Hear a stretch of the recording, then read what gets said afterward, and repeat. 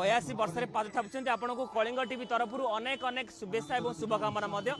कौन कहे 82 वर्ष 42 वर्ष आज पदार्पण कर जगन्नाथ लिंगराज आमर दक्षिणी चंडी माँ लक्ष्मी आल्ला जीशु बुद्ध आशीर्वाद खूब स्वास्थ्य भल अच्छी सका 6 रु लोक आसवा आरंभ कर फूल धरी नानादी प्रकार उपहार आनी पाछटी नहीं समर्दना दौरान आमर सका फल बंटन सरला वस्त्र बंटन सरला वृक्षरोपण सरला ब्लड डोनेशन कैंप चली भजन चली जलिखा 2000-2500 लोग खाई सारे खाद्य आरंभ हम 7000 लोक रोषे राति मेलोडी अच्छी बहु जगार भी भुवनेश्वर सहर मत डाक समर्दना